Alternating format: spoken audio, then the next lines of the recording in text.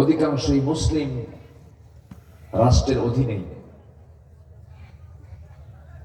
গোটা পৃথিবীর টপ 10টা ধনী রাষ্ট্রের তালিকার 1 নম্বর সহ প্রথম 3-4টে দেশই হলো মুসলিম দেশ।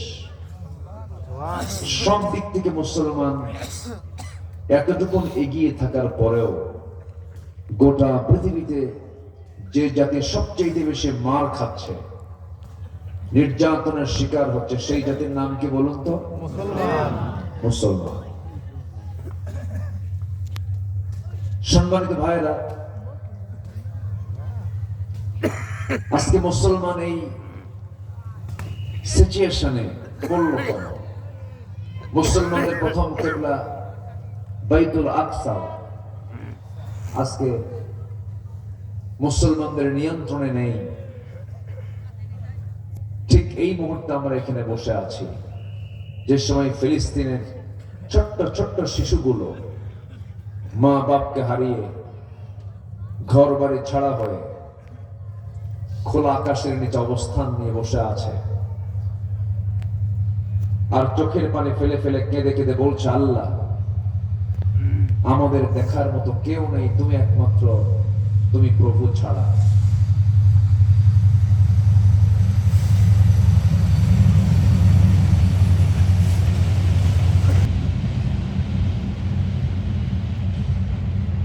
সম্মানিত ভাইরা, বিশ্বের দেশে দেশে কোথাও শান্তির কোনো বাতাস নেই। ইউক্রেনকে রাশিয়া হামলা করে ধ্বংসযজ্ঞ বানিয়ে ছেড়েছে।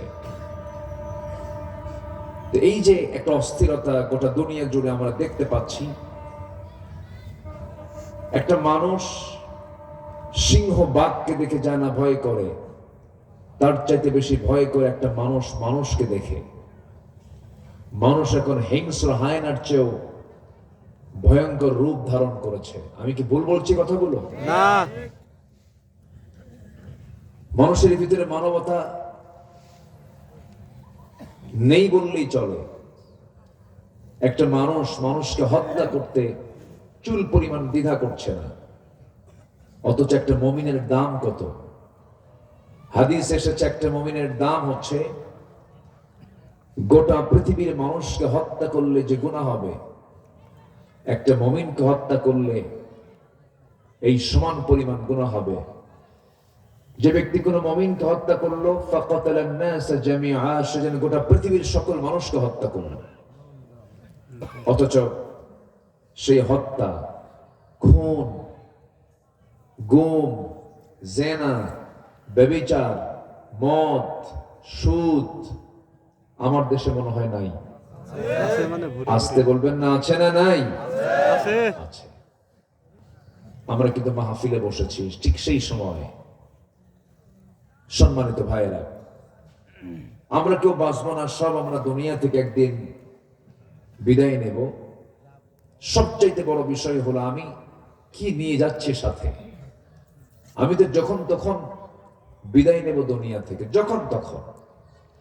ডাক পড়া মাত্রই, লা ইস্তাখিরুনা সাআতাও ওয়া লা ইস্তাকদিমুন, 1 সেকেন্ড আগেও নয়, 1 সেকেন্ড পরেও নয়। শুধু ডাক পড়া মাত্রই আমাকে সাড়া দিয়ে চলে যেতে হবে। কার কাছে? আসতে বলবেন না, কার কাছে? আল্লাহ। যার ঈমানটা, যার এই জ্ঞানটা যার গাঢ় থাকে, যা আমাকে সরাসরি মুখোমুখি হতে হবে আল্লাহর সামনে, এই ইলম যার যত বেশি গভীর, এই ইলম যার কাছে যত স্পষ্ট, সেই ব্যক্তি হচ্ছে আল্লাহর কাছে সবচেয়ে পছন্দনীয় বান্দা। জোরে বলে সুবহানাল্লাহ। আমি যে কোনো মুহূর্তে হাজির হচ্ছি কার কাছে? আল্লাহর কাছে। কিন্তু সে আল্লাহর কাছে আমরা হাজির হতে চাই লজ্জা নিয়ে না সম্মান নিয়ে? বলুন সবাই, লজ্জা নিয়ে না সম্মান নিয়ে? সম্মান নিয়ে। সম্মান নিয়ে যদি মরতে চাই, আল্লাহর সামনে যদি হাজির হতে চাই, আমার আপনার জীবনে সবচেয়ে বড় চ্যালেঞ্জ হলো জীবনে গুনাহ হবে কম, সওয়াব হবে, সওয়াবের পরিমাণটা বেশি হয়ে যাবে, গুনাহ হয়ে যেতে পারে কিন্তু পরিকল্পিত কোনো গুনাহ হওয়া যাবে না, প্ল্যান করে কোনো গুনাহ হওয়া যাবে না। আজকে আমি যে বিষয়টাকে সামনে রেখে কথা বলতে চাই গভীর রাত্রিতে, সেটা হলো আল্লাহ রাব্বুল আলামিন তো বান্দাদেরকে মাফ করে দিবেন, তবে সব কিছুকে মাফ করবেন না। কিছু কিছু গুনাহ আছে অযোগ্য, ক্ষমার যোগ্য নয়। দেখবেন দুনিয়াতেও আপনি এমন কিছু ভুল করলেন যে ভুলের জন্য আপনার শাস্তির লঘু হবে। আপনি কাউকে থাপ্পড় মেরেছেন, আপনার ফাঁসি হবে না, কিন্তু গুলি করে মেরেছেন, কি হয়ে যাবে? ফাঁসি হয়ে যাবে।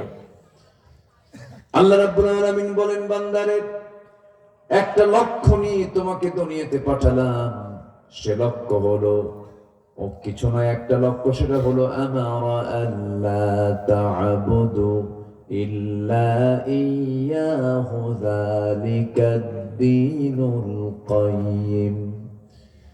একটা উদ্দেশ্য, সেটা হলো কারো গোলামি করা যাবে না, একমাত্র কেবলমাত্র আমি রব্বুল আলামিন, আমার গোলামি তুমি করবে, এই জন্য তোমাকে আমি দুনিয়াতে পাঠিয়ে দিয়েছি।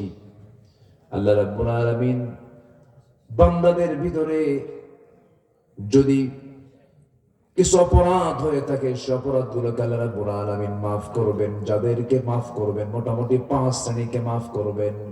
কিন্তু শিরকের গুনাহ যে ব্যক্তি করে দুনিয়া থেকে বিদায় নেবে, কুফরি করে যে বান্দা দুনিয়া থেকে বিদায় নেবে, নিফাকের মতো গুনাহ করে যে বান্দা বিদায় নেবে, আল্লাহ তাদেরকে মাফ করবেন না, এই ওয়াদা করেছেন তিনি আমার কে। যেমন শিরকের ব্যাপারে আল্লাহ রাব্বুল আলামিন এক জায়গায় বলছেন, ইন্নাল্লাহা লা ইয়াগফিরু আন ইউশরাকা বিহি ওয়া ইয়াগফিরু মা দুনা যালিকা লিমান ইয়াশা। আল্লাহ বান্দার সকল গুনাহ মাফ করবেন, কিন্তু শিরকের গুনাহ মাফ করবেন না, এই ওয়াদাটা কার? আল্লাহ। কিন্তু হরদম আমরা শিরকের গুনাহ কিন্তু করেই চলছি। শিরক কাকে বলে? আমার কথা কি বোঝা যায়? সবাই শুনতে পাচ্ছেন তো? আমি তো কারো মুখ সহজে দেখতে পাচ্ছি না, কারণ ঠান্ডা, তো মুখ বের করা খুব কঠিন। আজকের যে তীব্র ঠান্ডা, আমার মনে হয় আজকেই, গতকালকে কি এত ঠান্ডা ছিল? মনে হয় এত ছিল না, মনে হয় আজকে ঠান্ডার তীব্রতা আমার কাছে আরো বেশি মনে হচ্ছে। সম্মানিত ভাইয়েরা, শিরকের ভয়াবহতায় আমরা আজকে নিমজ্জিত হয়ে আছি। চরম শিরক আজকে সমাজে চলছে। শিরকটা কি? শিরক হচ্ছে এমন একটি গুনার নাম, যে গুনাহ করলে বান্দার জান্নাত বাজেয়াপ্ত হয়ে যায়। জান্নাত কি হয়ে যায়? বাজেয়াপ্ত হয়ে যায়। শনিবারে বাঁশ কাটা যাবে না, শুক্রবারে কি সকালবেলা বাকি দেওয়া যাবে না, মঙ্গলবারে বিয়ে হওয়া যাবে না। আছে নাকি এগুলো? আসতে বলে আছে না নাই? আছে, মানে ভরি ভরি। এগুলো কুসংস্কার, এগুলো এক প্রকার শিরক। কিন্তু তারপরে কোন কবর দেখলে পরে কবরে সেজদা দিয়ে দেয়, মাজারে সেজদা দিয়ে দেয়। এগুলো আছে কিনা এলাকায় আমি জানি না। এগুলো কিন্তু মারাত্মক গুনাহ। আমার দেশে বহু দরবার আছে, যে দরবারে ঢুকতে গেলে ওই দরবারের ভণ্ডগুলোকে সেজদা দিতে হয়। ওই ভণ্ডগুলোর পায়ের কাছে গিয়ে মাথা নিচু করতে হয়। এই মস্তক একমাত্র কার জন্য? আসতে বলবেন না, কার জন্য? আল্লাহর জন্য। আমার নবীজি কোন সাহাবী কর্তৃক কি কখনো সেজদা নিয়েছেন? আপনি কি কোন হাদিসে শুনেছেন কখনো সাহাবীরা রাসূলকে কখনো সেজদা দিয়েছেন? এমন কোন দৃশ্য, এমন কোন হাদিস আমরা পাইনি। বরঞ্চ আমার নবীজি তার সম্মানে যদি কেউ দাঁড়িয়ে যেত, রাসূল তাকে তৎক্ষণাৎ মানা করে দিতেন, বসো। ছোট্ট একটা ইতিহাস আমার মনে পড়লো, সবার কম বেশি জানা আছে। আমার নবীজি জীবনে দুইটা জায়গায় সবচাইতে বেশি মার খেয়েছেন। একটা হলো হিজরত করার পরে উহুদের প্রান্তরে, আরেকটা হচ্ছে হিজরতের আগ দিয়ে মদিনায় যখন দাওয়াতি কাজ তার বন্ধ হয়ে গেল, বন্ধ করে দিল আবু জেহেলরা। যেমন করে 16টি বছর আমার দেশে প্রতিটি মাহফিলে বাধার সৃষ্টি করেছিল বাতিল শক্তিরা, আসতে কোন কেন করেছিল, প্রোগ্রামগুলো করতে দেয়নি। তাদের কাছে কি যে জ্বালা ছিল বুঝলাম না আমি, কেন যে তাদের কাছে এটা একটা বোঝা হয়েছিল, কেন যে তাদের কাছে একটা আতঙ্ক মনে হয়েছিল, আমার বোধগম্য নয়। এটা জাতির চরিত্র তৈরিতে এই মাহফিলগুলোর অবদান যুগ যুগ ধরে এই দেশে আছে না নাই বলেন তো? আছে। আসতে বলবেন না আছে না নাই? আছে। কমিটি থানার কাছে যেত, থানার কাছে আসা যাওয়া করতে করতে জুতার তলা ক্ষয় হতো, মাহফিলের অনুমতি মিলত না। ঠিক, আমি কি ভুল বলছি? না। এখন থানায় ফোন দিয়ে বলে কিছু লাগবে কি, ঠিক কিনা? কোন হেল্প লাগবে কি? লাগবে আর কি। 5 আগস্টের পর থেকে নিয়ে প্রায় 8 থেকে 10 দিন আমার দেশের থানাগুলো পাহারা দিয়েছে দেশের জনগণ। পৃথিবীর কোন দেশ, পার্শ্ববর্তী দেশ ইন্ডিয়া অসম্ভব, ইউরোপ আমেরিকা অসম্ভব, প্রশাসন ছাড়াই দেশ চলেছে 10 থেকে 12 দিন। আমার দেশের মানুষ অনেক সভ্য আছে, অনেক দিক থেকে ভালো আছে, শুধু দরকার সৎ, যোগ্য, খোদাভীরু, আল্লাহওয়ালা নেতৃত্ব দরকার। 53 বছর আমরা দেখেছি, আজকে স্বাধীনতার 53 বছর, কেউ 25 বছর, কেউ 16 বছর, কেউ 9 বছর শাসন করেছেন দেশ। আফসোস, সবার নামের আগে মোহাম্মদ লাগানো ছিল, ধর্মের নাম ইসলাম ছিল, কিন্তু ইসলাম দিয়ে তারা রাষ্ট্রকে পরিচালনা করতে পারেননি। আজকে দেশে নামাজই নাই, জানেন কয়জন নামাজ পড়ে বলেন? জাহান্নামে যাওয়ার 1 নম্বর কারণ কি বলেন? নামাজ ছেড়ে দেওয়া। নামাজ নাই, নামাজই নাই। মসজিদ আছে, লক্ষ লক্ষ মসজিদ, টাইলস ওয়ালা মসজিদ। আবার বলে তোমার মসজিদে কি এসি আছে না? আরে জানো আমার গ্রামে তো 7টা এসি মসজিদ, ফজরে মুসল্লি 3 জন, ইমাম মুয়াজ্জিন খাদেম, আর কেউ নাই। আমি কি ভুল বলতেছি? না না। কেন? আজকে মুসলমান আমার দেশে 18 কোটি, নামাজি মুসলমান নাই, নামাজ পড়ে না, বিড়ি খায়। কি খায়? এত বিড়ি জাতি খায় কল্পনাতীত। 53টা বাজেট হয়েছে দেশে এই 53 বছরে, প্রত্যেকটা বাজেটেই অর্থমন্ত্রীরা বিড়ির দাম কমাইছে না বাড়াইছে? বাড়াইছে। যারা খায় তারা কয় প্রয়োজনে বাড়ি বেঁচে খাবো। কি বাড়াবি বাড়া? আমরা মুসলমান, আমরা নেশা করি, আমরা মুসলমান। আবার মাহফিল এসে প্রশ্ন করে হুজুর বিড়ি খাওয়া কি জায়েজ আছে? মানে উনি জায়েজের চেষ্টায় আছে। আজকে মুসলমান নামাজ পড়ে না, মুসলমান মিথ্যা কথা বলে, উঠতে বসতে মিথ্যা কথা বলে, আছে না? আছে, মিথ্যা কথা বলে। মুসলমানদের চরিত্র কেমন হওয়া উচিত? মুসলমান কেমন হতে পারে? মুসলমান বেনামাজি হবে না নামাজি হবে? নামাজি হবে। আমার বন্ধুগণ একটু কান লাগাবেন, আমার নবীজি সাহাবায়ে কেরাম কেমন সুন্দর করে গড়ে তুলেছেন।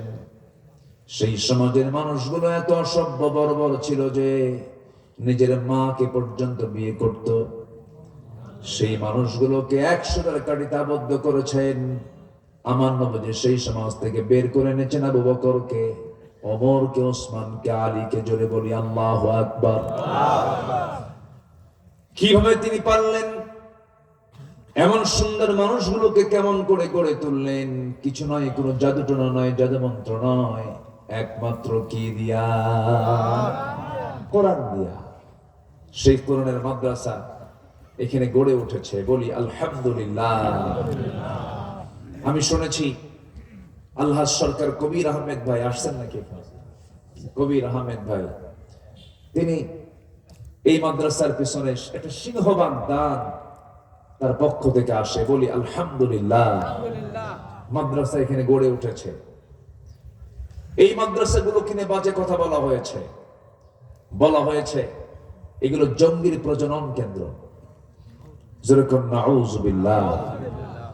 এই যে 5টা ছাত্রের আমরা পাগড়ি পড়ায়া দিলাম, আমি তো মনে করি গোটা পৃথিবীর শ্রেষ্ঠ সন্তান হচ্ছে এরা। আল্লাহ তাদেরকে সিলেকশন দিয়েছেন। কেউ জোর করে কোরআন মুখস্থ করতে পারে না। আল্লাহ যদি কারো সিনা কবুল করেন, সে হাফেজ হতে পারে। আমার নবীর সামনে যখন কোরআন নাজিল হলো, শুরু হলো, রাসূল বারবার শুধু চেষ্টা করছেন মুখস্থ রাখার জন্য। আল্লাহ বলছেন, লা তুহাররিক বিহি লিসানাকা লিতাআজালা বিহি। আপনি এত জিহ্বা আওড়াবেন না, আপনার সিনার ভিতরে আমি আল্লাহ নিজে কোরআনটাকে জমা করে দেব। হাফেজদের সিনায় কোরআনটাকে জমা করে দেন তিনি আমার কে? আল্লাহ। আসতে বলবেন না কে? আল্লাহ। এই মাদ্রাসা আজকে কলেজ ইউনিভার্সিটির দিকে তাকান না, কোথায় প্রশান্তি নাই। আমি নিজে ঢাকা ইউনিভার্সিটির ছাত্র ছিলাম। নোংরামি চূড়ান্ত লেভেলে আছে এখন।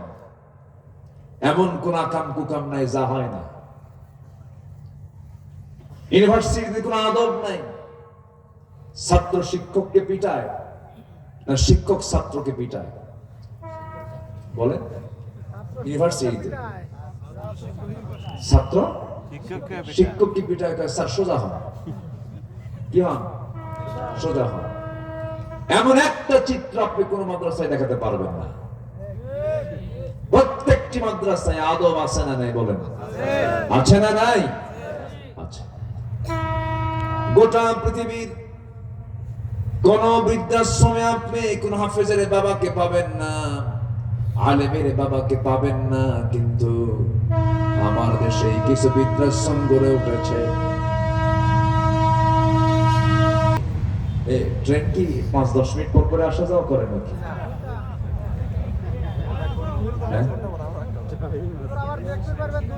মনে হয় আপাতত আর নাই নাকি? আছে আরো 2-3টা। আনা কম জানা তুমি হতে হচ্ছে। এরকম যদি 10 মিনিট পর পর হয়, তাহলে তো ওয়াজ তো আমরা ট্রেনেই শুনবো আজকে। যাই হোক, পৃথিবীর কোন বৃদ্ধাশ্রমে আপনি কোন আলেমের হাফেজের বাপকে পাবেন না। দুঃখে বুকটা ফেটে যায়। আমার দেশে বৃদ্ধাশ্রম গড়ে উঠেছে। গাজীপুর আমি নিজের চোখে দেখেছি। অনেক বুড়া বুড়ি মানুষ সেখানে বসে আছে। তাদের সন্তানরা বড় বড় ডাক্তার, ইঞ্জিনিয়ার, সচিব, বড় বড় প্রশাসক। তারা বাপ মাকে দেখার সময় পায় না, বাপ মাকে বৃদ্ধাশ্রমে রেখে এসেছে। যে শিক্ষার ফলাফল শেষ জীবনে বাপ মাকে সেবার সুযোগ পায় না, সেবা করতে তাদের মন চায় না, ওই শিক্ষার মুখে আমরা থুতু মারি। আসতে কোন কেন?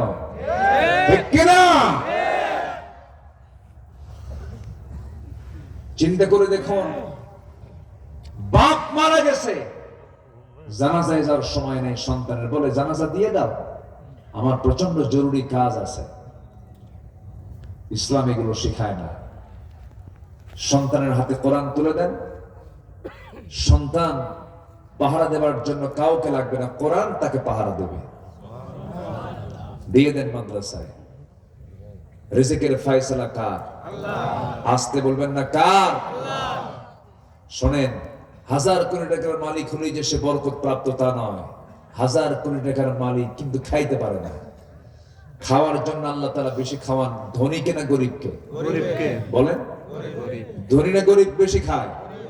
গরিব বেশি খায়। ধনী টাকা দেখে। ধনী কি দেখে? শুধু টাকা দেখে, কিন্তু খাবার জোটে না। আর গরিব টাকা দেখে না, কিন্তু খাবার তার কপালে জোটে।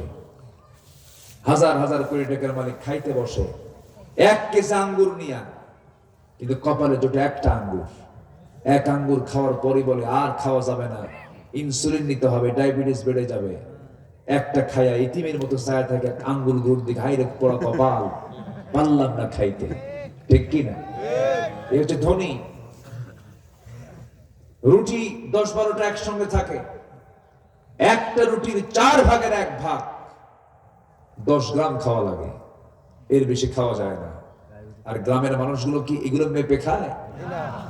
ফজরের সময় ওঠে, চলে যায় মাঠে, দিল একখান শারীরিক পরিশ্রম, বাড়িতে সেই রাতের পাতিলের নিচে বেঁচে থাকা পান্তা বসলো একদম নতুন মৌসুমের পেঁয়াজের ফুল দিয়া, কি ঠিক কিনা?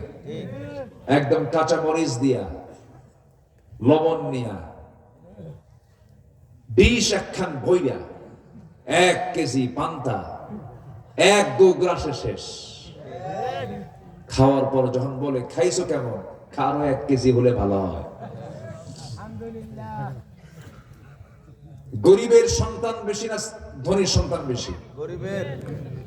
গরিব লোকের সন্তান বেশি হয়, ধনীর সন্তান তো খুব কম। খুব তারা সিনসিয়ার থাকেন, সিনসিয়ার হতে হতে 20 বছর আর বাচ্চা হয় না। 20 বছর পরে একটা বাচ্চা হয়, তার চোখ একটা নাই, ঠ্যাং একখান আছে। আর গরিব মানুষের বাচ্চা একই বছর, এই মাথায় একটা ওই মাথায় একটা, তাও 1 জোড়া কইরা। আলহামদুলিল্লাহ কবেন না? নিয়ামত দেওয়ার মালিক কে? বরকত দেওয়ার মালিক কে? আল্লাহ তাআলা। এজন্য চাইবো আমরা কার কাছে? কার কাছে চাবো? কোন ব্যক্তির কাছে চাওয়া যাবে না, কোন কারোর কাছে সেজদা দেওয়া যাবে না। আমার নবীজি কারো থেকে সেজদা নেননি। আমার নবীজি একটা ছোট্ট ঘটনা বলতে নিয়ে অনেক অন্যদিকে গিয়েছিলাম। তায়েফে গেলেন দাওয়াত দিতে, মক্কায় দাওয়াত বন্ধ, দাওয়াতি কাজ বন্ধ করে দিয়েছে। আমার নবীজিরও কিন্তু দাওয়াতি কাজ বন্ধ করছিল হলো আবু জেহেলরা। আবু জেহেল ছিল হলো মক্কার সিটি মেয়র, মক্কার একটা নগর পিতা ছিল, সে সিটি মেয়র ছিল, কিন্তু বিনা ভোটে। কি ভোটে? বিনা ভোটে। এই দেশে কি বিনা ভোট ছিল এরকম? হ্যাঁ ছিল, মানে ছিল, অবশ্যই ছিল। বড় মানুষও কিন্তু ভোট দিয়ে গেছে, বিশাল ব্যাপার। ঠিক হয়েছে, মরা মানুষ পর্যন্ত। তায়েফের ময়দানে কালিমার দাওয়াত দিতে গেলেন, বুক ভরা সানিয়া মনে মনে ভাবলেন মক্কায় দাওয়াতি কাজ বন্ধ, আমার এই শ্রীধন্য তায়েফ। নবীজি তায়েফকে খুব মহব্বত করেছেন, কারণ ওই তায়েফ দিয়েই ট্রানজিট হয়ে আমার নবীজি বনু সাদের 5 বছর সময় কাটিয়েছেন। মা হালিমাতুস সাদিয়ার ঘরে 5টা বছর সময় কেটেছে। আমার নবীজির মনে হলো সেই তায়েফে গিয়ে কালিমার দাওয়াত দেব। কালিমার দাওয়াত দিতে গেছেন বুক ভরা সানিয়া, কিন্তু তায়েফের লোকজন আমার নবীর সঙ্গে ভালো আচরণ করে নাই, নবীজিকে ফুল দিতে পারে নাই, নবীজিকে তারা পাথর মেরেছে, চোকা চোকা পাথর। ওই তায়েফের বুড়ো বুড়ো কিছু দুষ্ট শয়তান মতব্বর গুলো সব বলে দিল, শৃঙ্খল যুবকদেরকে লেলিয়ে দিল, যাও চোকা চোকা পাথর গুলো ওই পাগল মোহাম্মদকে মারো। যখন পাথরগুলো মারা শুরু করলো, ফিঙ্কি দিয়ে রক্ত পড়া শুরু হলো, মাথা রক্তগুলো গড়ে গড়ে পা পর্যন্ত চলে এলো, জুতার তলার সঙ্গে পায়ের তলার জমাট বেঁধে গেল। নবীজি সেন্সলেস হয়ে পড়ে থাকলেন। সবাই মনে মনে ভেবেছে বুঝি মুহাম্মদ বুঝি মারা গেছে। নবীজির সেন্স কিছুক্ষণ পর ফিরে আসলো, জুতা খুলতে পারছেন না, জুতার তলার সঙ্গে পায়ের তলার জামাত বেঁধে গেছে, টেনে টেনে খুলতেছেন। নবীজি আমার, নবীর পাশে কেউ নাই। আমার নবীর সামনে জিবরিল আমিন এসে বলছেন, ইয়া রাসূলুল্লাহ, যে তায়েফের মানুষ আপনার প্রতি এত অত্যাচার করল, আপনি তাদের জন্য লানত করুন। রাসূল বলছেন, ভাই জিবরাইল, আমি নূহের মতো দোয়া করব না, মুসার মতো দোয়া করব না, এরা বুঝে নাই, আমাকে না বুঝে মেরেছে। আমার নবী ওদের জন্য দোয়া করে দিলেন। এখন তার ফলাফল হলো তায়েফে যে পরিমাণ ফল হয়, গোটা পৃথিবীর বিভিন্ন জায়গায় তায়েফের ফলগুলো গোটা পৃথিবীর বিভিন্ন জায়গায় রপ্তানি হয়। যে তায়েফে তেমন কোন ফল উৎপাদন হতো না, সেই তায়েফ আমার নিজের চোখে দেখা, প্রচুর ফল উৎপাদন সেখানে হয়, আমার নবীদের দোয়ার ফসল। ওই তায়েফবাসী রাসূলকে যখন মেরে রক্তাক্ত করে দিয়েছে, রাসূল তাদের জন্য দোয়া করে দিলেন। সেই জায়গা থেকে কোনো মতো সেন্সটা ফিরে সেখান থেকে দৌড় মারলেন। দৌড় মেরে সামনের দিকে চলতে নিয়ে আর পারলেন না, মাথা চক্কর মেরে পড়ে গেলেন। 3 দিন 3 রাত নবীর পেটে কোনো খাবার যায় নাই। নবীজি আমার নিয়ন্ত্রণ হারায়া, শরীরে ভারসাম্য হারায়া জমিনে পড়ে গেলেন। একটা আঙ্গুর বাগানের ভিতরে গিয়া চিত হয়ে পড়ে থাকলেন। ওই আঙ্গুর বাগানের কেয়ারটেকার আমার রাসূলকে দূর থেকে দেখে লক্ষ্য করে কাছাকাছি এসে দেখে এত সুন্দর চেহারার মানুষ, আহারে কে মারছে তারে? দয়া হলো, মায়া হলো।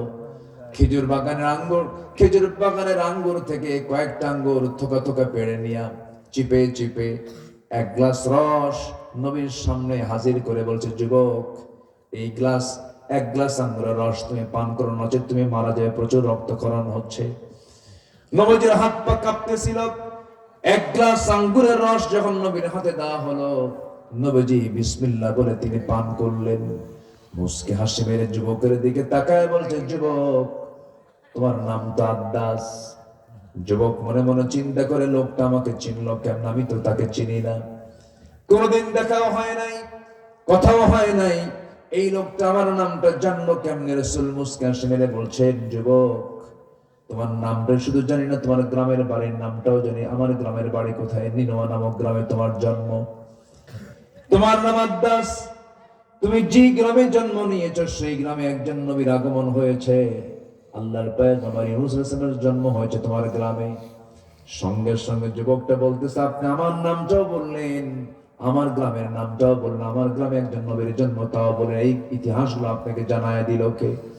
আমার নবীজি মুস্কি মুস্কি হাসি মেরে বললেন, ও যুবক, তোমার গ্রামে যে একজন নবীর জন্ম হয়েছে, একজন নবীর খবর তার একজন নবীর কাছে থাকতেই পারে। সঙ্গে সঙ্গে আদ্দাসের বুঝতে দেরি হলো না।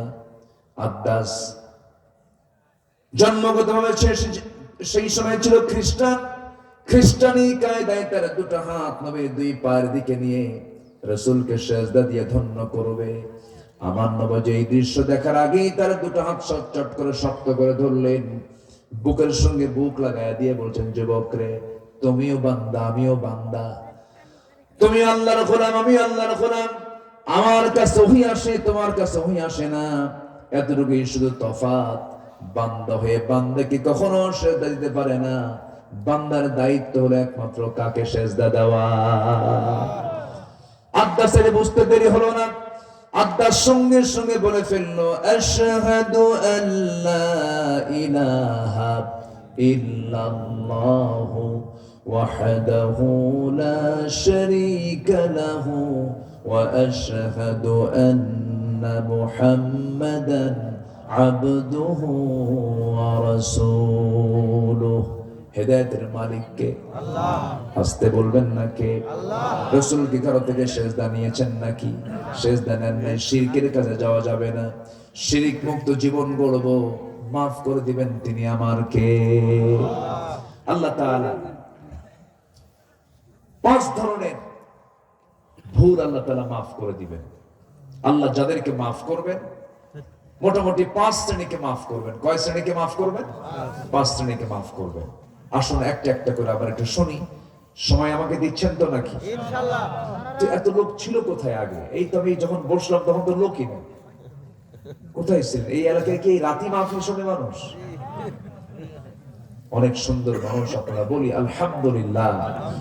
আজকের এই শীতের তীব্রতায়, শীতের তীব্রতায় যারা মাহফিলে এসেছেন, আমি মনে করি এক একজন বীর মুজাহিদের ভূমিকা পালন করেছেন।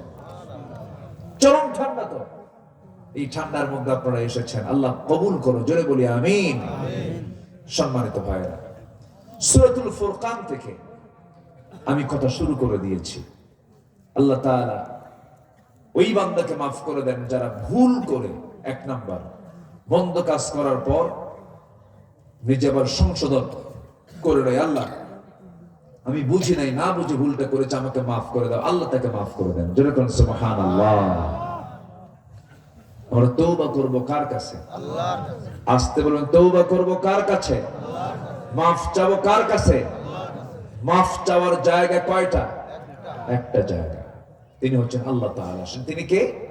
আল্লাহ তাআলা। আমাকে সবচেয়ে বেশি শোনেন কে, দেখেন কে, জানেন কে, বোঝেন কে? আল্লাহ জানেন, আল্লাহ বোঝেন। সম্মানিত ভাইয়েরা, যদি 5 আগস্ট যদি না আসতো, হয়তো আজকের এই মাহফিল আমার আশাই হতো না। আমাকে 12 বছর পাবনায় ঢুকতে দেওয়া হয়নি। পাবনার কিছু ফেরেশতারা আমাকে ঢুকতে দেয়নি। সেই ফেরেশতাগুলো এখন কোথায় যা আছে, চতুর্থ আসমান না পঞ্চম আসমান, আল্লাহ জানে। পাবনার 2 বাজারে 2014 সালে আমাকে লক্ষ্য করে মাহফিলে গুলি করা হয়েছে। হাজার হাজার মাহফিলের শ্রোতাদের উপরে এলোপাতাড়ি পুলিশের লাঠি চার্জ দিয়ে মাহফিলকে বন্ধ করে দেওয়া হয়েছে। সম্মানিত ভাইয়েরা, সম্মানিত বন্ধুগণ, এক মাঘের শীত যায় না। আমরা ভেবেছিলাম, অনেক মুরব্বীরা বলতেন না মরা পর্যন্ত কাম হবে না, ঠিক তাই বলছেন না? এই কথা বলছেন। কিন্তু 41 সাল বলেছিল, 41 কিন্তু যাই নাই, 24ই শেষ। কে পারেন? আল্লাহ। আসতে বলবেন না, কে পারেন? আল্লাহ পারেন। অহংকার দেখাতে নেই। ফেরাউন, তার একটা রোগ ছিল, সেটা হলো ফেরাউনের কথা একটাই, ক্ষমতা ছাড়া যাবে না। কি ছাড়া যাবে না? সে তার ক্ষমতাকে পাকাপোক্ত করার জন্য তার নিজের স্ত্রী আসিয়াকে পর্যন্ত দুনিয়া থেকে বিদায় করে দিয়েছে, বউকে মেরে ফেলেছে ক্ষমতা পাকাপোক্ত করার জন্য। সন্তানদের হত্যা করেছে। 40,000 শিশুকে হত্যা করেছে ফেরাউন, শুধু ক্ষমতাকে পাকাপোক্ত করার জন্য। 1600 বছর হায়াত ছিল। কত বছর? 1600 বছর। আর বিগত সময় এরা ছিল হলো 16 বছর। সংখ্যার মিল আছে, হ্যাঁ মিল আছে, চরিত্র মিল আছে। তো মিল আছে। ফেরাউনের চরিত্র হলো ক্ষমতা ছাড়া যাবে না। বিগত 16 বছর এদেরও কথা ছিল ক্ষমতা ছাড়া যাবে না। কিন্তু ক্ষমতার মালিক কে? আল্লাহ। আসতে বলবেন না, কে? আল্লাহ। রাগ করতেছেন নাকি? কিসের রাগ? বুকে অনেক জ্বালা ছিল, তো জেল কাটছি তো 2018 সালে, চুরি করে না, হঠাৎ করে আমার বাড়ি ঘেরাও করলো। বলবো কতগুলো বলবো? বলেন বলেন। আমাকে ধরে নিয়ে বাড়ি থেকে নিয়ে চলে গেল। সাদা মাইক্রোবাস, সাদা ড্রেসে পড়া, বলেন এটা আতঙ্ক না? নিয়ে চলে গেল। থানায় গিয়ে জমা হলো। থানার ভিতরে ঢুকলাম। ওসি মহোদয় বলে, হুজুর আমি আপনার খুব ভক্ত, অশ্বনী কান্দি, কিন্তু উপায় তো নাই, আমার তো চাকরি বাঁচান ফরজ। আমি বলে ফেললাম, ইমান বাঁচান তো নফল। মামলা খান দিয়ে বললো, হুজুর নির্বাচনটা পার হোক, এরপরে আসা। ঢুকলাম ভিতরে। 85 বছরের এক বুড়ো মানুষ সামনে দাঁড়ানো। ভিতরে ঢোকা মাত্রই আমার দিকে লম্বা খান সালাম দিয়ে, হুজুর আপনি জেলখানায়? খুব খুশি হইলাম, আসা। বললাম, চাচা আপনি এটা কি বললেন? আপনি জেলখানায় কেউ খুশি হয়? কে বাবা, ওয়াজ শুনতে চাই আপনার, অনেক দূর থেকে ওয়াজ শুনি, মুসাফা করতে চাই, পারি না, পাশাপাশি বসবো তাও পারি না, এত সুন্দর চান্স পাইছি, এটা কি দুঃখের সংবাদ? তো বললাম, চাচা আপনার মামলা কি বুড়ো বয়সে বাচ্চা নাতিপুতি এগুলো নিয়ে থাকবেন, তো আপনি এই জায়গায় কেন? বাবা আমার বিশাল মামলা, কি বোমা হামলা করছি, বোমা হামলা কোথায় কে জানি না। তো মামলা কেন হলো? কি দিছে মামলা? বলেন তো হুজুর, আমার এই বুড়া হাতে, আমার হাতের ফিটনেসের সাথে হাত শুধু কাঁপে, এই হাতে কি আমার বোমা মারলে কি লক্ষ্য কষবে না আমার মাথায় পড়বে? এই চিত্রায়িত হয়েছে। আমি নিজেও কি লাভ? লাভটা কি বলে? এস কে সিনহা বলেছিলেন, সাবেক প্রধান বিচারপতি এস কে সিনহা, সুরেন্দ্র কুমার সিনহা বলেছিলেন, যে মামলার জট জমা হয়েছে আগামী 100 বছরেও এই জট দূর হবে না। এটা আদর্শ কল্যাণ রাষ্ট্রের বৈশিষ্ট্য নয়। সাইয়েদনা ওমর ফারুক রাদিয়াল্লাহু তাআলা আনহু 2 বছর জজের দায়িত্ব পালন করেছেন, গভর্নরের দায়িত্ব পালন করেছেন, একটা মামলা কোর্টে হাজির হয় না। উনি বললেন, আফসোস, 2 বছর বিচারপতির দায়িত্ব পালন করলাম, আসামি খুঁজে পেলাম না। মানে মামলাই নাই, সব ভালো মানুষ। আল্লাহু আকবার বলুন। আদর্শ কল্যাণ রাষ্ট্রের বৈশিষ্ট্য কি মামলা বেশি থাকা না কম থাকা? ইতিপূর্বে মামলা বেশি ছিল না কম ছিল? বেশি ছিল। আমার বন্ধুগণ, তারা কি চেতনা নিয়ে লালন করেছেন? সাইয়েদনা আবু বকর সিদ্দিক রাদিয়াল্লাহু তাআলা আনহু যখন তিনি খেলাফতের দায়িত্ব তিনি যখন পেয়েছিলেন, প্রত্যেক রাতে ঘর থেকে বের হতেন, রাতের আধারে জনগণকে দেখার জন্য যখন বের হতেন, খালি পায়ে, নগ্ন পায়ে বের হতেন। জুতো পায়ে তিনি হাঁটতেন না রাতের বেলা। সাইয়েদনা ওমর ফারুক দেখে বললেন, এমন করে খালি পায়ে হাঁটলে তো আপনার পাটা পাথর দিয়ে ধাক্কা লেগে ফেটে যাবে, পা চামড়া ফেটে রক্ত বের হয়ে যাবে। সাইয়েদনা আবু বকর বললেন, শোনো ওমর, রাতের বেলা আমি খালি পায়ে এই জন্য হাঁটি, যদি জুতা পায়ে, খড়ম পায়ে যদি হাঁটি, একটা আওয়াজ হবে, সে আওয়াজ যদি আমার দেশের জনগণের কানের মধ্যে চলে যায়, ঘুমের যদি ব্যাঘাত হয়ে যায়, কিয়ামতের দিন আমি আবু বকর আমাকে আসামির কাঠগড়ায় দাঁড়িয়ে তার জবাব দিতে হবে। নাগরিকের ঘুম যেন নষ্ট না হয়, এজন্য খড়ম যদি না পায়ে দিয়ে খালি পায়ে হেঁটেছেন, দেশের একজন প্রেসিডেন্ট, প্রধান নেতা আসবে, সামনে 50, পেছনে 50টা মোটর সাইকেল, মন্ত্রী ঢুকবেন যমুনা ব্রিজ দিয়ে, হাটিকুমরুল হয়ে বনপাড়া ঢুকবেন, 3 ঘন্টার জন্য রাস্তায় সব গাড়ি বন্ধ। এগুলোর নাম ইসলাম শিক্ষা নয়। ওমরের জীবন দেখেন। ভারতের শ্রী মহাত্মা গান্ধী বলেছেন, একজন হিন্দু অশান্ত পৃথিবীকে শান্ত করার জন্য মুসলমানদের মতো একটা ওমর পৃথিবীতে দরকার। আমরা কি দেখছি এগুলো? ওমর ফারুক রাদিয়াল্লাহু তিনি বলেছেন, ফোরাত নদীর তীরে একটা কুকুর যদি অনাহারে মারা যায়, ইরাকে রাস্তা খারাপের কারণে যদি উটের পা গর্তের মধ্যে পড়ে যদি উটের পা ভেঙে যায়, কুকুর কেন মারা গেল আর উটের পা কেন ভাঙলো, আমি ওমর আমাকে জবাব দিতে হবে। মানুষ তো দূরেই থাকলো। সুবহানাল্লাহ বলবেন না? জোরে বলে সুবহানাল্লাহ। আমরা কি এমন পরিবেশ কি পেতে চাই? এমন কি পরিবেশ আমরা পেতে চাই? এমন শাসনকে আমরা দেখতে চাই? তাহলে কি দরকার? আসতে বলেন না, কি দরকার? কোরআন দরকার। আমি খুব আনন্দিত। আমি তো ভাবছিলাম যে মাহফিলে গিয়ে কি লোকজন পাবো নাকি, কিন্তু অনেক সুন্দর মানুষ আপনারা, বলি আলহামদুলিল্লাহ। আমি খুব বেশি লম্বা সময় নিতে পারবো না। আমাদের এই সময়টা খুব চাপ, সবাই চায়, সবাই ডাকে সাড়াও দিতে হয়, যেতে হয়। এই মাহফিলটা খুব অল্প সময় নিয়েছে। আমি এই তো কয়েকদিন আগে, আমি এর আগে আসছিলাম মনে হয় একবার আসছিলাম। এই তো কয়েকদিন আগে আমার মিতা কোথায়, যে ভাইজান জোর কইরা কিভাবে যে ডেটটা নিয়ে আসলো জানেন। আমার একটা প্রোগ্রাম ছিল, সে প্রোগ্রামকে শর্ট করে তাড়াহুড়ো করে আইসা, কি বলে, কি বাজার, নতুন বাজার আগে একটা কি ওটা না, ট্রেন লাইন, যেটা রেল বাজার, ওখান থেকে ভিতরের দিকে ঢুকে দেখি আধা ঘন্টা ঘুরে আবার ওই জায়গায় আসছে। মোটামুটি আধা ঘন্টা ওই জায়গায় গেছে। এরপর চলে আসলাম। আপনাদের এই জান্নাতের চেহারাগুলো আল্লাহ পাক আমাকে দেখালেন। আল্লাহ যেন একই সঙ্গে হাসরও যেন একে আরশ আজিমের ছায়ায় যেন দেখা সাক্ষাৎ করায় দেয়। জোরে বলি আমিন। এই তো মরেই যাবো, তো আমরা মরবো না? জি মরে যাবো। মাফ চাইবো কার কাছে? আল্লাহর কাছে। কার কাছে ক্ষমা চাবো আমরা?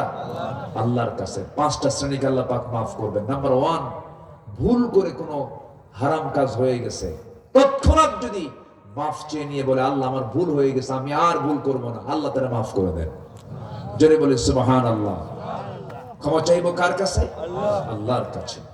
আল্লাহ রাব্বুল আলামিন বলেন, ثم إن ربك للذين عملوا السوء بجهالة ثم تابوا من بعد ذلك وأصلحوا إن ربك من بعدها لغفور رحيم جربون الله أكبر কোন কাজ তোমার ভুল হয়ে গেছে বিজাহালাতিন, জাহালাতের কারণে তুমি ভুলটা করে ফেলেছো, আল্লাহ তোমাকে মাফ করে দিবেন। অজ্ঞতায় ভুল হয়ে গেছে, মাফ করে দিবেন।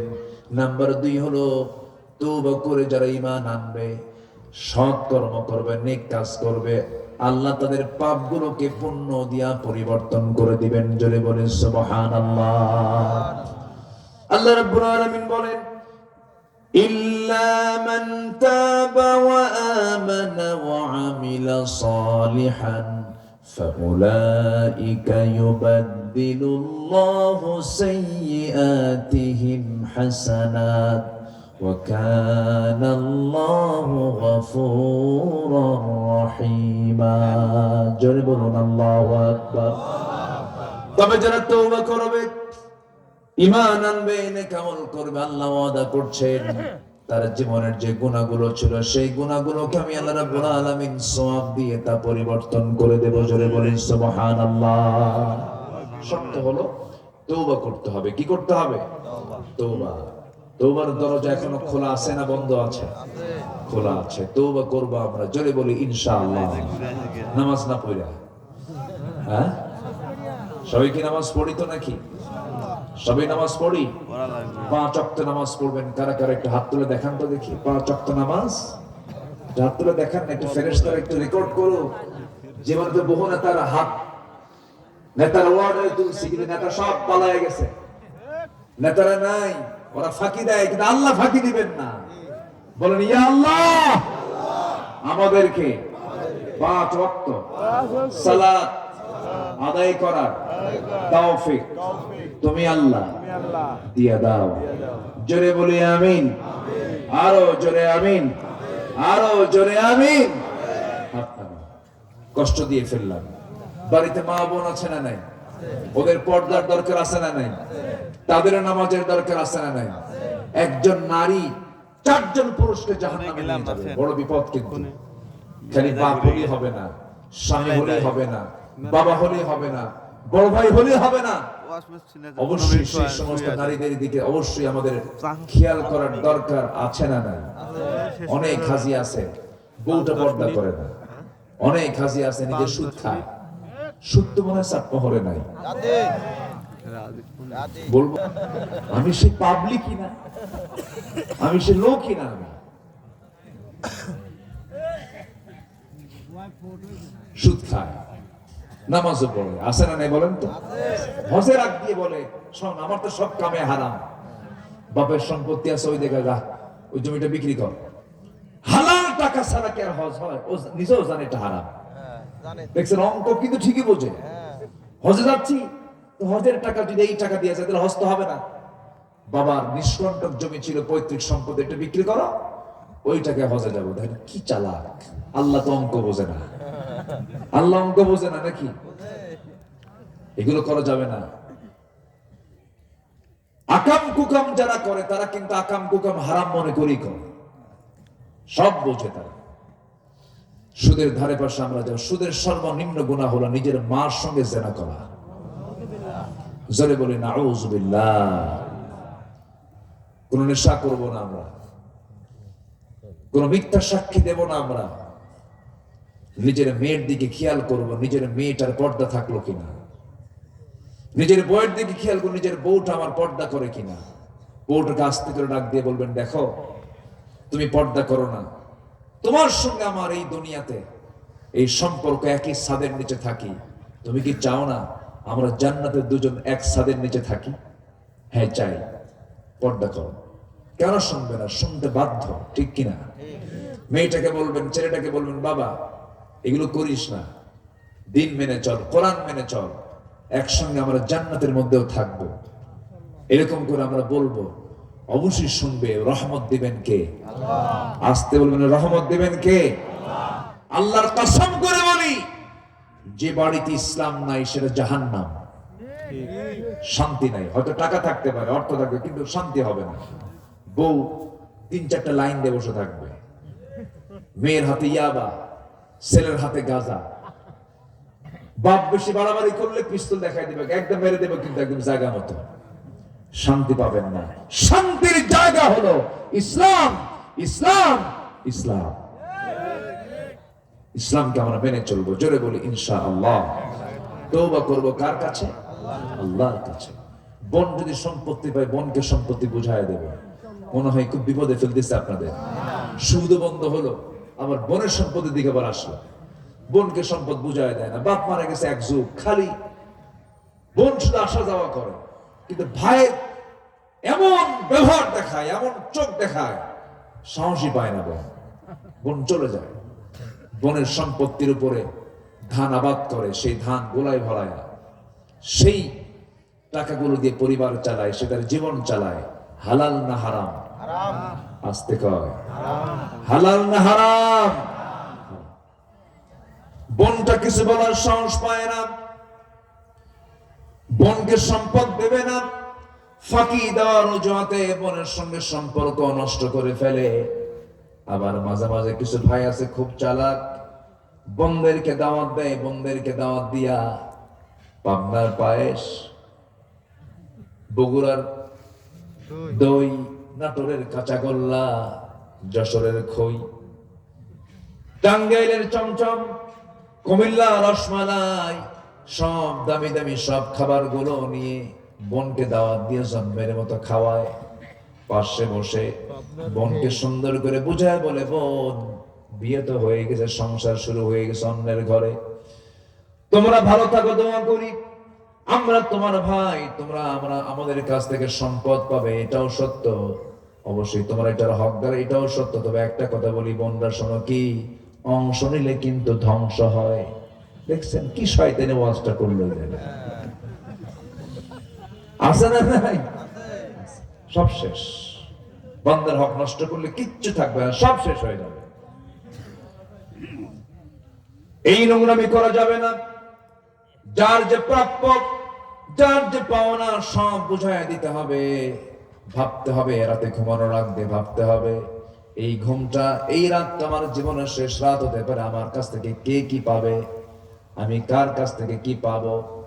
আমার বন্ধুগণ, কিয়ামতের দিন বহু শহীদের শাহাদত ক্যান্সেল হয়ে যাবে শুধু ঋণ থাকার কারণে। আমার দেশে মানুষগুলো যে ঋণ নিয়ে কি টেনশন করে জানি না, তবে যে ঋণ দেয় সে বিপদে, না যে ঋণ নেয় সে বিপদে। বলেন আমার দেশে কোনটা? যে দেয় সে বিপদে পড়ে, না যে নেয় সে বিপদে পড়ে? যে দেয়। আপনি দিছেন একজনকে, আপনি বিপদে পড়ে যাবেন। তার কাছে চাইতে গেছেন, ভাই তোমার কাছ থেকে টাকাটা পাই, দাও, ভাই নিও, আরেকদিন আসো। 2-3 দিন ঘুরানোর পর যখন বলে, ভাই সত্যি করে বলো তো, তুমি আমাকে টাকাটা দিবা? চোখ লাল বানায় বলে, সব সময় আমার কাছ থেকে টাকা চাও, আমার কি মান সম্মান নাই? যা, তোকে টাকাই দেবো না, যা। রাগের ঠেলায় যে পাওনাদার সে বলে, আল্লাহ তোমাকে সাক্ষী রেখে বলছি, যা, তোর কাছ থেকে ইহসান আমার টাকা নেব না, আখেরাতে তুলে নেব। জবাবে লোকটা বলে, লম্বা ডেট পাইলাম। কি ডেট পাইছে? লম্বা ডেট। মানে মরার পরে এত লম্বা ডেট, দেখ ভালো হয়েছে। অথচ ঋণ এটা এমন একটি বোঝা, এমন একটা বোঝা, ঋণের বোঝা মাথায় নিয়ে কেউ যদি দুনিয়া থেকে বিদায় হয়ে যায়, শহীদের শাহাদাত পর্যন্ত ক্যান্সেল হয়ে যায়। যে শহীদের ফলাফল কি? বিনা হিসাবে জান্নাত, তার শাহাদাত আল্লাহ পাক আটকায় দেন। সে ঋণকে আমরা করবো? সে ঋণকে রেখে যাব আমরা? যার যে পাওনা বলে ফেলবো, কথাও কিন্তু ঋণ। আপনি কাউকে গালি দিয়েছেন, এটাও কিন্তু একটা ঋণ। আপনি থেকে কষ্ট দিয়েছেন, আস্তেই করে গিয়ে আপোষে মাফ চেয়ে নেবেন, বলবেন ভাই আমার মাফ করে দিও। মার হক আদায় করেননি, ধরা খাবেন কার কাছে? আল্লাহর কাছে। নাটোরে মাহফিল গত বছর এক মহিলা চিঠি লিখেছে, হুজুর 72 বছর বয়স উপনীত আমি, একটা মেয়ে বিয়ে দিছি, 3টা ছেলে বিয়ে করেছে, 3টা ছেলের ঘর আমার ঘরের সাথে, আমি বুড়া বয়সে একা রান্না বান্না করে খাই, আমার 3টা ছেলের ঘর থেকে রান্নার গন্ধ আমার নাকে এসে ধাক্কা মারে, আপনি আমার সন্তানদের জন্য একটু দোয়া করবেন, আল্লাহ যেন আমার সন্তানদের দিলটা যেন গলায় দেয়। চিন্তা করে দেখুন, যে মা 3টা ছেলেকে এক হাঁড়িতে খাওয়ালেন, আর 3টা সন্তান 3 হাঁড়িতে, এক মাকে খাওয়াতে পারে না। আছে না? না মনে হয় পাবনায় নাই, আছে কি না? আচ্ছা, বাপ মা অতিরিক্ত বোঝা মনে করা হয়, কিন্তু এমনটা করা যাবে না। মা তো মাই, বাবা তো বাবা। এই দুনিয়াতে দোয়া কবুলের মহাজন দুইজন, যাদের দোয়া কখনো মিস হয় না। আমার বন্ধুগণ, আমার যারা আলোচনা শুনছেন, একটা বিষয় মাথায় রাখবেন, যার ঘরে মা নামক বাপ নামক দৌলত আছে, তার জন্য গোটা পৃথিবী আছে। বাপ মা হলো গোটা পৃথিবী। ওই বাপ মা যারা বুড়া বুড়ি হয়ে গেছে, কখনো রাগ করে কথা বলবেন না, ঝাঁকি দিয়ে কথা বলবেন না। আপনার বৃদ্ধ পিতা আপনার বিরুদ্ধে গিয়ে মানুষের কাছে বলবে, বুড়া মানুষ তো বুড়া হয়ে গেছে, আপনার বিরুদ্ধে বলবে আমার ছেলে ভালো না, আমার ছেলে এই করে এই করে, নানা কথা বলে ফেলবে। বয়সের ঘাটতির কারণে, বয়স হয়ে গেছে, বুদ্ধির ঘাটতি হয়ে যায়। আপনার কাছে যখন যা কিছু আবদার করবে, আপনি কখনো মানা করবেন না, কারণ আপনি যখন ছোট ছিলেন, আপনার বাবাও আপনার কোন আবদার সে মানা করে নাই। আব্বা আম্মার জন্য দোয়া আল্লাহ রাব্বুল আলামিন শিখায় দিয়েছেন। যারা পারেন আওয়াজ দিয়ে আমার সঙ্গে ঠোঁট মিলিয়ে বলুন, রব্বিরহামহুমা কামা রব্বায়ানি সগীরা। সবাই বলুন, রব্বিরহামহুমা কামা রব্বায়ানি সগীরা। আল্লাহ তাআলা 5 শ্রেণীকে মাফ করেন না, এর মধ্যে একটা শ্রেণী হলো ভুল করে গুনাহ করেছে, আল্লাহ তাকে তওবা করলে মাফ করে দেন। যে বান্দা তওবা করবে, ঈমান আনবে, সৎ আমল করবে, আল্লাহ তাকে মাফ করে দেন। নাম্বার 3 হলো নেককার ইমানদার যদি কোনো বান্দা সে যদি নেক আমল করে, আল্লাহ পাক তাকে ক্ষমা করার ওয়াদা করেছেন। ওয়া'আদাল্লাহুল্লাযীনা আমানু ওয়া আমিলুস সালিহাত লাহুম মাগফিরাতুন ওয়া আজরুন আযীম। জোরে বলুন আল্লাহু আকবার। নাম্বার 4 হলো পাপাচারের পর যারা আল্লাহকে স্মরণ করবে, জেনে শুনে গুনাহের পুনরাবৃত্তি করবে না, যারা জেনে শুনে কোনো গুনাহের দিকে আর জড়াবে না নিজেকে, আল্লাহ রাব্বুল আলামিন তাদের ব্যাপারে বলছেন, ওয়াল্লাযীনা ইযা ফাআলু ফাহিশাতান আও যালামু আনফুসাহুম যাকারুল্লাহ ফাস্তাগফিরু লিযুনুবিহিম ওয়া মান ইয়াগফিরুয যুনুবা ইল্লাল্লাহ ওয়া লাম ইউসিররু আলা মা ফাআলু ওয়া হুম ইয়ালামুন। জোরে বলুন আল্লাহু আকবার। বান্দা তুই আমার দিকে হেঁটে হেঁটে আসবি, আমি তোর দিকে দৌড়া দৌড়া যাব। বান্দা তুই আমার দিকে 1 হাত আগাবি, আমি তোর দিকে 10 হাত আগাবো। এই ওয়াদাটা কার? আল্লাহর। এই জন্য আল্লাহর কাছে আমরা মাফ চেয়ে নেব। চোখের পানি যদি ফেলতেই হয়, ফেলবো আমরা দুনিয়ার জন্য না আল্লাহর জন্য? আসতে বলবো না, কার জন্য? আল্লাহর জন্য চোখের পানি ফেলবো। চোখের পানি আল্লাহর কাছে যদি ফেলতে পারি, এই চোখের পানি আমাকে আপনাকে জাহান্নাম থেকে বাঁচায়, জান্নাতের দরজায় পৌঁছায় দেবে। আল্লাহর কাছে মাফ চেয়ে নেব। নাম্বার 5 হলো ওই সমস্ত বান্দাকে আল্লাহ রাব্বুল আলামিন মাফ করে দেন যে সমস্ত বান্দার মধ্যে 10টা গুণ থেকে যাবে। এই 10টা গুণের উপরে যদি আমি কথা বলতে যাই, 10টা দিনই লেগে যাবে, অনেক লম্বা লম্বা আলোচনা। তবে হ্যাঁ, আল্লাহ তাআলা মুমিনদের জন্য আল্লাহ রাব্বুল আলামিন জান্নাতের বরাদ্দ দিয়েছেন, কাফিরদের জন্য জাহান্নাম বরাদ্দ দিয়েছেন। আল্লাহ প্রত্যেককে খাঁটি ঈমানদার হওয়ার তৌফিক দান করুন। জোরে বলি আমিন। আরো জোরে আমিন, আরো জোরে আমিন।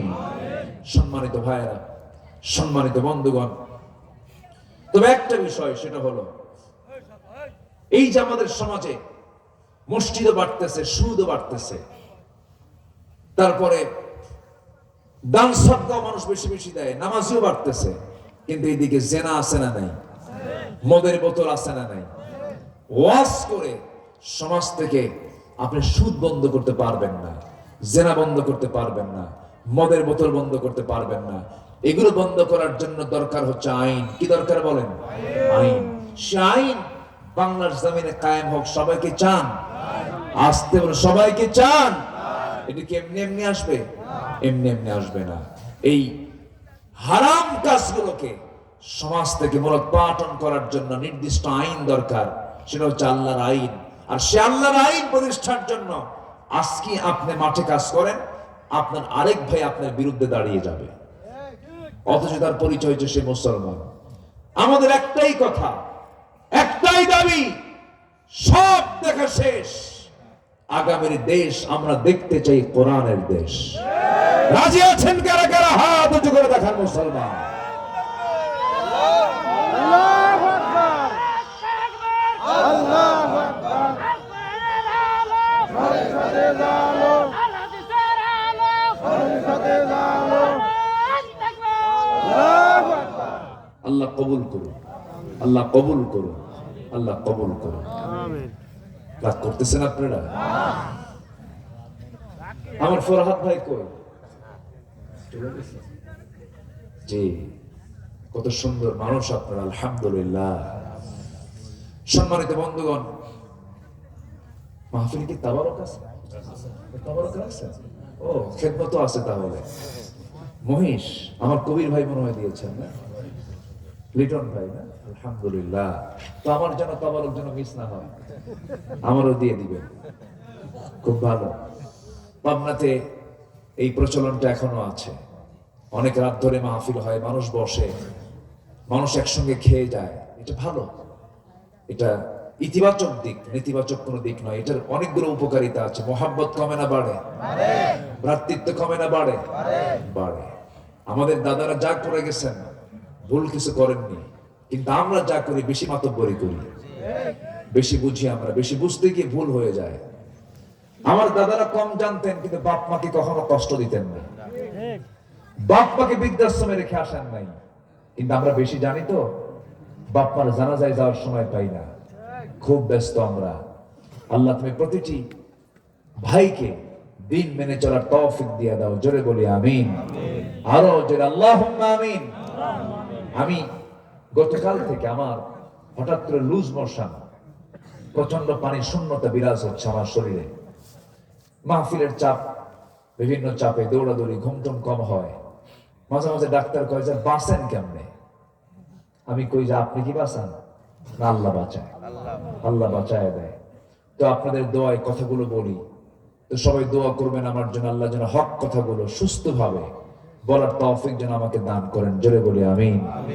আগামীকাল দিনে দুপুরবেলা মাহফিল আছে, বেশি দূরে না, মাত্র 20 গ্রাম, 20 গ্রাম। 20 মানে কি? 20 না, 1000 গ্রাম না, তো 500 গ্রাম না, মাত্র 20 গ্রাম। ওই সেই প্রায় 200-250 মাইল দূরে। সেই প্রস্তুতি সব দিক থেকে আমার মাহফিল কমিটির ভাইয়েরা বলেছিলেন যে আপনি একবার গেছেন অনেক আগে, আবার একটু যেতে হবে। তো সম্মানিত ভাইয়ের, এই গভীর নিশীথে আপনারা যে আমাকে বসে আমাকে সময় দিলেন, আমিও আপনার জন্য যতটুকু ভাঙ্গা চোরার সময় দিলাম, আমি খুবই খুশি হয়েছি। আমাদের এই খুশিটা যেন জান্নাতের কারণ হয়ে যায়। জোরে বলি আল্লাহুম্মা আমিন। জি, সম্মানিত ভাইয়েরা, আমি সবার